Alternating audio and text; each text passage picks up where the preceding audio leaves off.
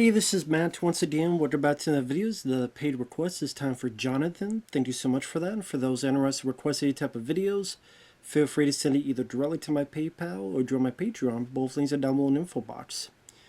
I'll try to get to as soon as possible, although this time I will admit I did screw up because I write down the requests to make it easier, but for some reason this got lost. Then by the time I remembered, because I'm an idiot, then I'm trying to find it, and I couldn't find it. And then, understandably, John's like, hey, I did request this. I'm like, oh, damn it. So I was able to find a way to watch it, and I apologize. That's my fault. But thank you once again. Jonathan, a very nice guy. He's very cool with it. Really appreciate people out there. I apologize. Go try to do better with that. Thank you, though. With that said, A Dog's Way Home from 2019. It's a film where it's a familiar premise. Pretty much the gist of it is Homeward Bound. If you've ever seen Homeward Bound, it's similar to that among a variety of other movies where one thing leads to another. A dog is very far away. It makes a long journey to get back to her owner. Now, the director I do like, Charles Martin Smith. He directed a very underrated film called 50-50 with Peter Weller and Robert Hayes. That film deserves a Blu-ray, in my opinion. Again, underrated action film. He did the first Air Bud movie. He did Dolphin Tale, which I did like. I reviewed that. The first Dolphin Tale I did see. And he's an actor. He was in The Untouchables. He was the guy that's got the bookworm, keeping all the records. But he also was part of the team with Kevin Costner in the Untouchables. He was in the American Graffiti, I believe. So he's acted in movies, but he was also a director. And this film, when it came out, it made about $40-some million. I don't know what the budget was, so I don't know if that was a hit or not. The movie itself, I wasn't really a big fan of it. It had a couple of cute moments. I also had a couple of moments I go, what the hell? And I do think there are some glaring flaws with the movie. Was it the worst thing ever? No. I mean, maybe at best I would say it's mediocre. Because the setup I didn't mind were kind of refreshing.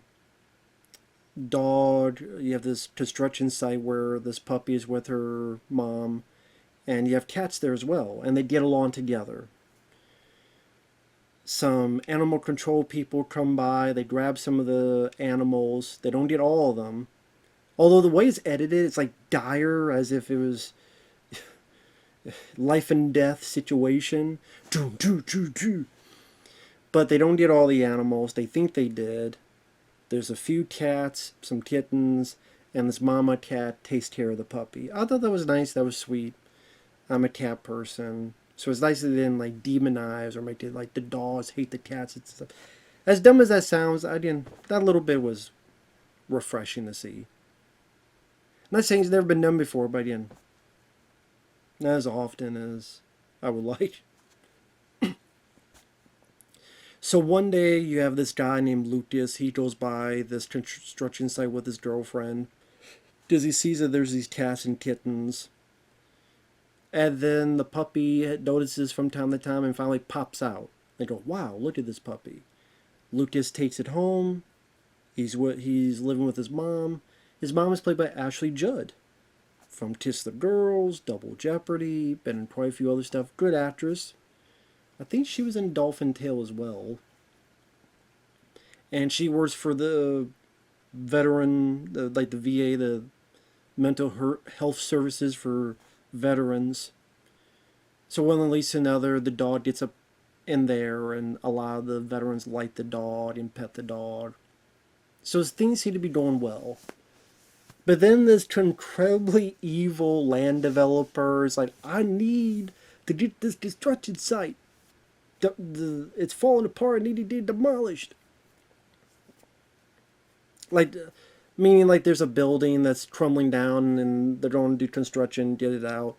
And Lucas and Ashley Judd telling them, no, there are cats there. No, we took them all out. No, there's still cats there. Just go in with one or two guys and get them if you needed that damn badly. That'd be a lot easier than what you're trying to do. But he's overwhelmingly evil. And it's funny because he's in it for like the first chunk of it, and then you never see that guy again. Instead, he has his cohort, this animal control dweeb, as I call him, just being so gun-ho for his buddy. I don't know if he got paid well or what. It's like, when I see that animal, I'm going to put it in the impound. And then when I see that animal, I'm going to pick it up. It's going to be euthanized. I'm like, this is kind of ratcheting up real quick. And the dog didn't do anything. Like, the dog is completely innocent in this. He's just being a dick because Lucas and his girlfriend, they stopped the permit. Then take it up with them. And I mean, I know this is 2019, but you would think there'd be some kind of way in today's age to record someone and file for harassment. Like, this guy's harassing me. I mean, I know it's 2019, but you think nowadays you'd be able to do that. Maybe not, I don't know.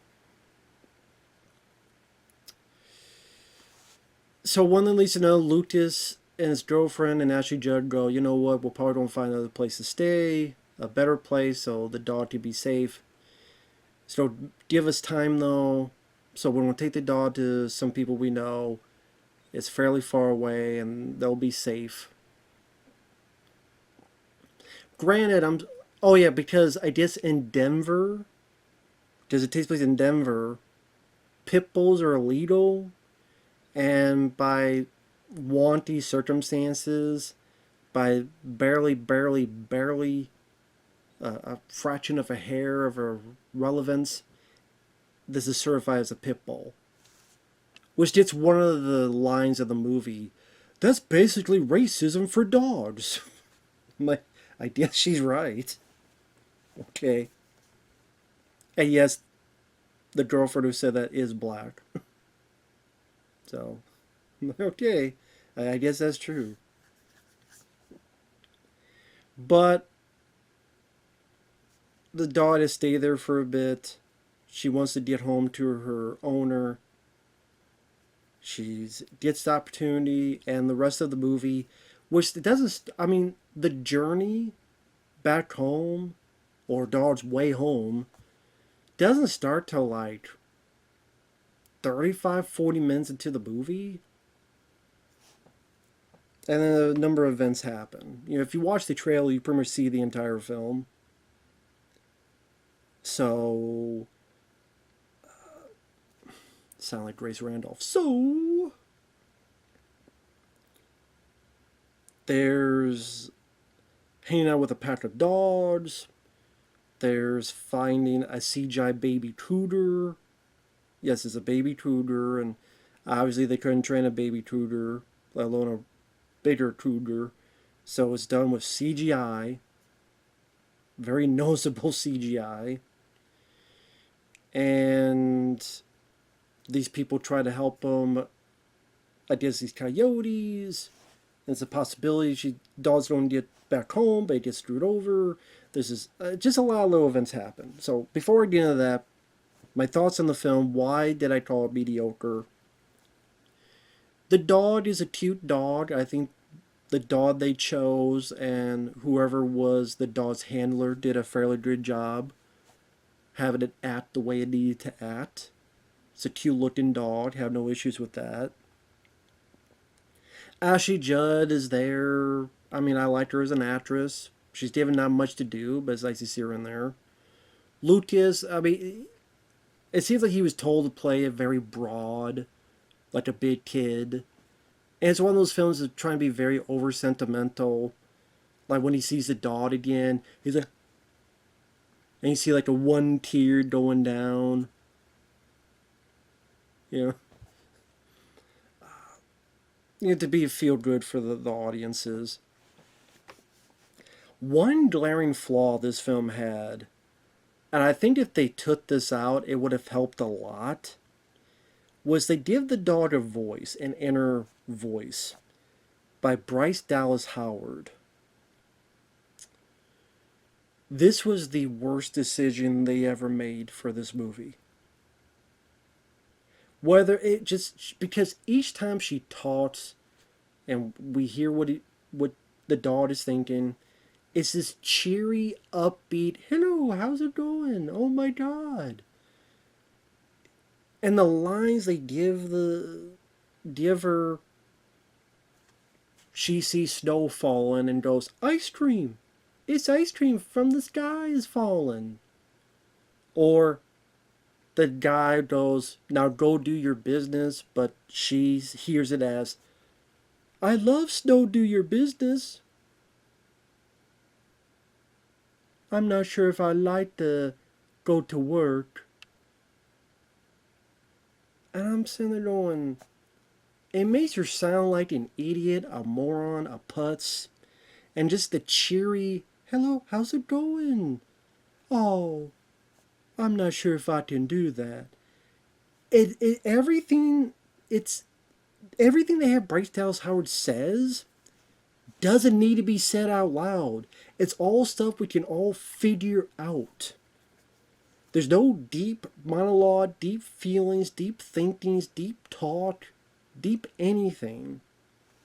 It's really, "Oh, I found a kitten. That's a big kitten." As if it's, "Hey, in case you are too stupid to know, I think that's a big kitten." You know how back in the day, people would read little stories to little kids, and they put on this voice, "The cow says moo, and the pig says oink." That's the demeanor Bryce Dallas Howard has for the entire movie, and it doesn't fit. It's like trying to be this, I don't know, Disney Channel voice that a dog would have if there's any Disney Channel shows that had a talking dog or whatever. Or in this case, a inner mind talking dog. It didn't need to be in there. It was annoying. It was irritating. It was dumb dialogue that didn't serve any purpose. Maybe they thought, "Oh, it's like Dolphin Tale." That's based on a true story. I'm glad they didn't put a damn voice on the dolphin and Dolphin Tale. It would have been more irritating. You could take this entire film, take out all the dialogue, and all you would do is get better. And you would lose no meaning, no purpose. You would not be confused.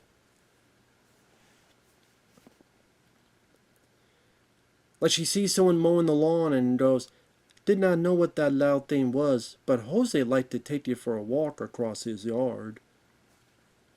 Gives a shit. So that's the glaring flaw number one. Did not need a voiceover.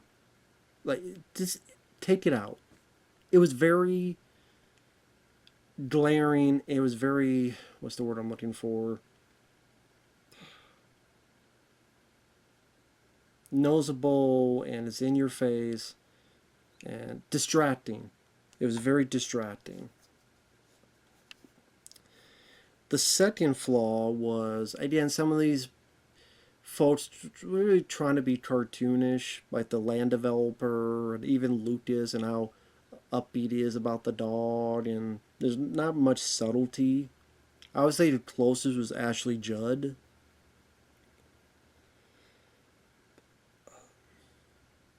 And the third was, when they get to the cougar stuff, it's such an obvious CGI.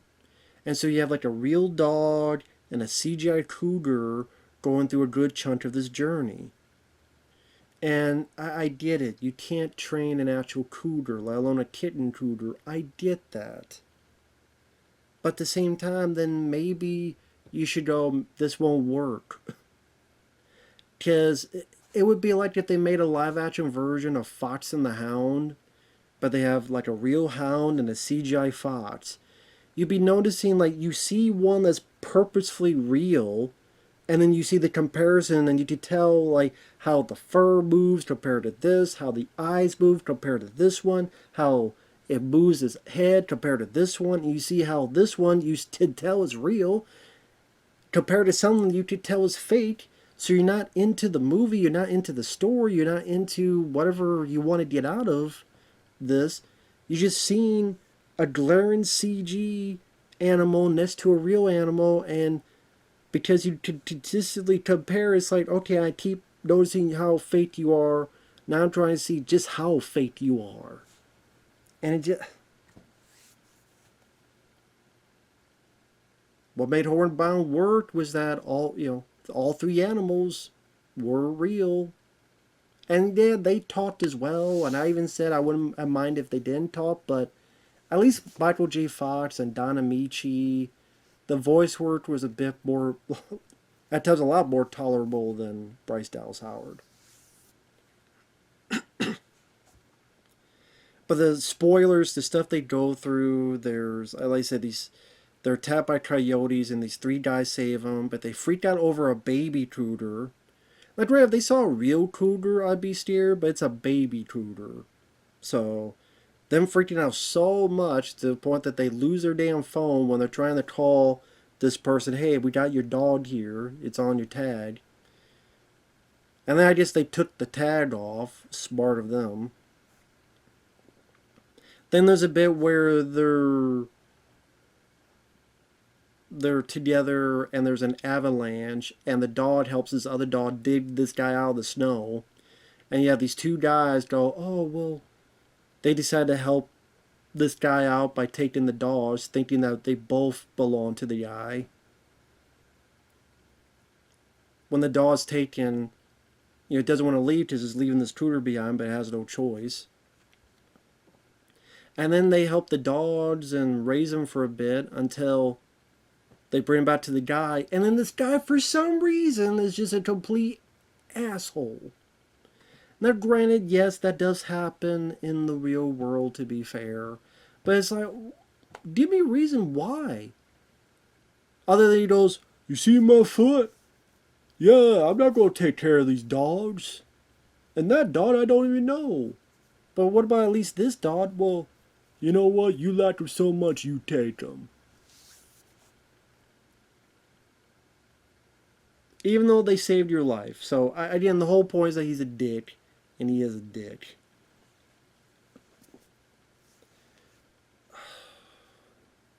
The two guys are trying to take care of the two dogs. Our main dog realizes needs to continue his journey home. So it does so.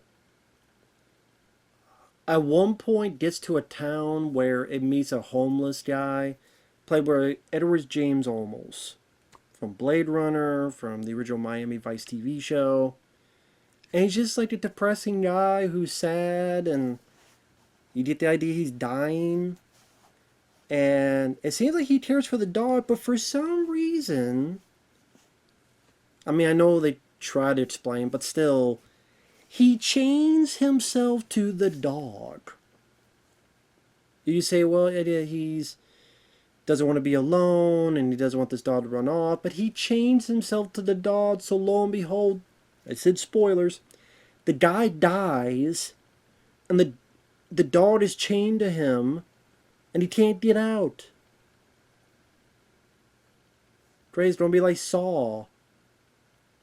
Make your choice. Dun dun dun dun dun dun dun dun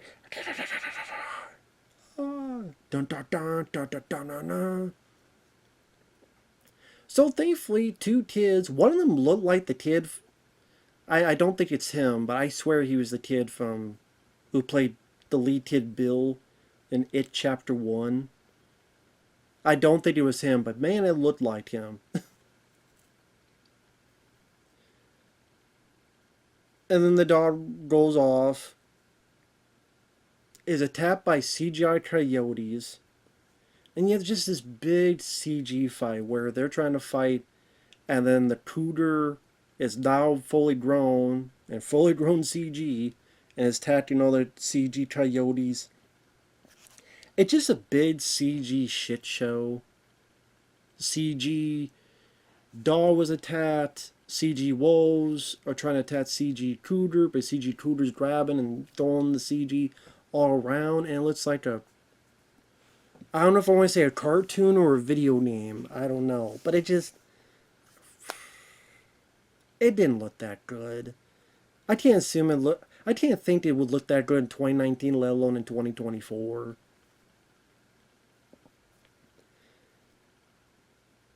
The few, okay, other than the dog being cute, the few moments, despite the fact the Cooter is CG, but what they try to do with the story of the two of them was cute in the fact of when the Cooter sees the dog again and knows that this is the dog that took care of it for a while, and how it's like rubbing their heads together, and you hear the Cooter purring, and sees that the dog's hurt, so it's licking the wound to help out.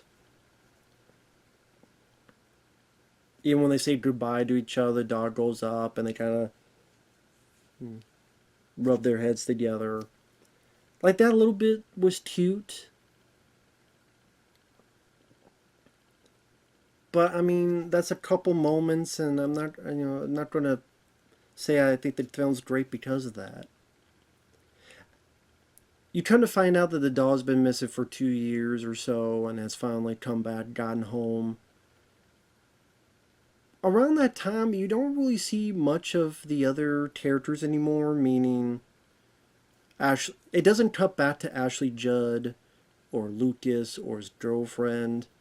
I can kind of get that, where he wants to stay on the dog because it's his journey, and then it'll be the reveal of what's going on. But at the same time, like I said, I get that.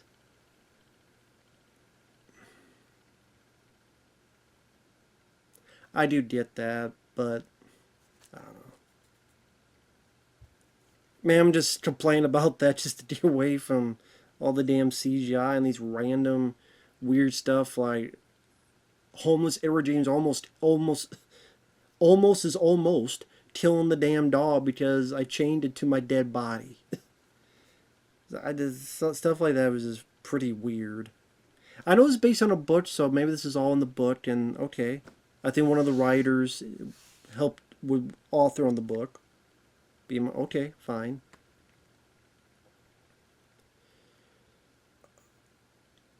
The dog gets back to the VA. They're happy about it all. That even after 2 years, the same damn animal control guy is like, hey, wait a minute. I'm going to stop you. And has to call people like the captain, played by Wes Studi. Wes Studi's in the film. Sagat from Van Damme's Street Fighter movie, among others. Deep Rising he was in. I'm sitting there going, dude, really? After 2.5 years, you still have a bug up your ass about this dog? Really? Did the guy pay you that well? I don't know how much that guy paid you, but after 2.5 years, if I see the dog again, I'll be like, forget it. I got paid. It's been 2 years. I'm done. Like, why, after 2.5 years, is this animal control guy still gung-ho about this dog?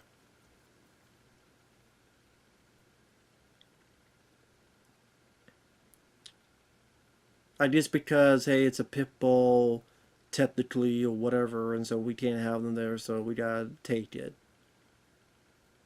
Maybe a pit bull bit his pecker when he was a kid. Well, he probably needed a pecker, so he probably wished it bit him because it would have shown that he had a pecker. Maybe he's like, the dog tried to bite and it got thin air, and he's like, man, I don't, you prove to me I don't have a pecker. I hate you. I'm gonna go and now I'm gonna go with animal control. I'm gonna get all the pit bulls. Just what you do is bullshit. Finally, Ashley Judd goes, the way she puts it, yeah, you said this is in Denver. Well, actually, this is federal property, so the dog can stay here. Wes Studi says fine. The guy's like, I'm going to get that dot. And Wes Studi goes, no, you're not. Okay? In fact, you don't want to be taken off. I've got a lot of complaints from you. And I don't want anyone stopping something for a dog, okay? So as I see Wes Studi there as a voice of reason,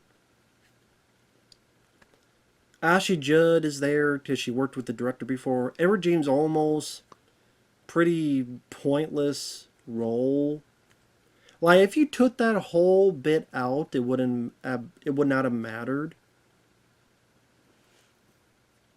But I guess it had to show someone or something dying. So there's a someone dying. The something that died was the Kruger's mom. So he had to show someone dying. So here's this guy. But yeah.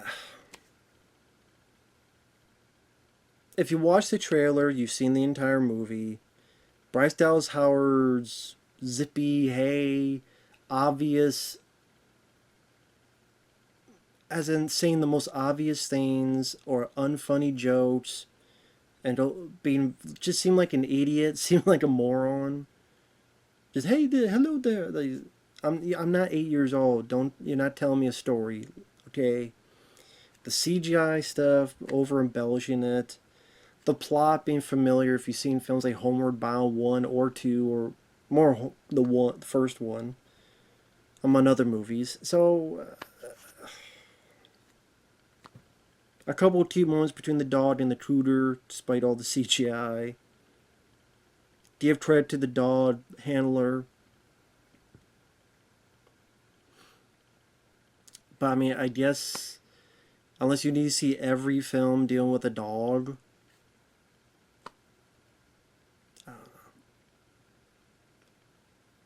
this wasn't for me, I guess. But thanks for watching. Take care. Thanks once again, Jonathan. Apologize for the lateness of the video. And we'll see you guys later. Bye-bye.